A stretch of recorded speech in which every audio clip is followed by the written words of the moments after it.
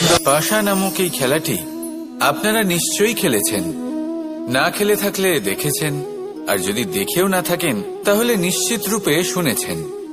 মহাভারতের এই মহাযুদ্ধ কোথাও না কোথাও এই পাশা নামক খেলার কারণে হয়েছিল। পাশার এই বিচিত্র খেলা, দান, এইসবের কারণে কেউ নিজের মাথায় রাজ মুকুট পরিধান করেছিলেন, আবার সেখানেই পরাজিত হওয়ার জন্য কাউকে বনবাসও ভোগ করতে হয়েছিল। কিন্তু এই খেলা সমাপ্ত হওয়ার পরে সমস্ত ঘুঁটি আর এই পাশার ছক একই পুটলিতে স্থান পেল। এটাই হলো আমাদের জীবন। এই সংসারে আমরা জয় পরাজয়ের বিষয়ে এতটাই ভাবি, এত চিন্তা করি যে এই জীবনের খেলার আনন্দটাই উপভোগ করতে পারি না। আর অবশেষে কি হয়? কেউ জয়ী হন, কেউ পরাজিত হন, কিন্তু দুজনেই একই স্থানে পৌঁছে যান।